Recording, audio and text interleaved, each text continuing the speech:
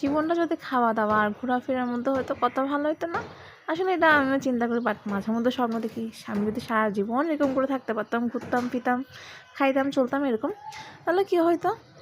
আসলে এরকম তো জীবন হয় না। তো হ্যালো এভরিওয়ান, কী অবস্থা সবার? আশা করতেছি সবাই অনেক বেশি ভালো আছেন। এটা ছিল সরস্বতী পূজার একটা ব্লগ। তো প্রথমে হচ্ছে সকালে আমি যেসব পূজাগুলো দেখছি, আমি হচ্ছে ছোট্ট ছোট্ট ক্লিপ নিয়ে হচ্ছে আপনাদের সাথে শেয়ার করার চেষ্টা করছি। আর সকালে বের হয়েছিলাম বলতে গেলে আমার বোন আর বোনের কিছু বান্ধবীদের সাথে একসাথে বের হয়েছিলাম।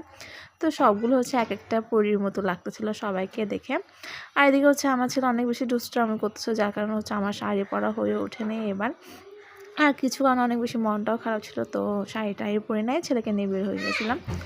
তো ফাইনালি এদিকে হচ্ছে আমাদের খাবার চলে আসছে। আমরা হচ্ছে কেউ হচ্ছে এটা খায়, কেউ হচ্ছে ওইটা খায়, তো এরকম না করে হচ্ছে একটা মেলে নিয়ে নিয়েছিলাম সবার জন্য একই রকমভাবে। তো খাওয়া দাওয়া শেষ।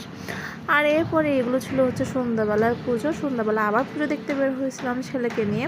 সকালে যেহেতু সবাইকে নিয়ে বের হয়েছি, সন্ধ্যাবেলা যেহেতু পুজো একটা দিন, তো এই দিন হচ্ছে খুব খুব ভালো করে পুজো দেখতে হবে। তো এবার মোটামুটি সরস্বতী কৃপায় দিনটা ভালোই ছিল, খারাপ ছিল না।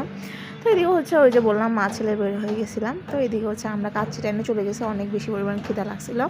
দেন কাচ্চি অর্ডার করে ফেলছিলাম। কাচ্চি টাইন হচ্ছে সবসময় আমার আর আমার ছিল অনেক ফেভারিট। তো আজকে এতটুকু, সবাই ভালো থাকবে।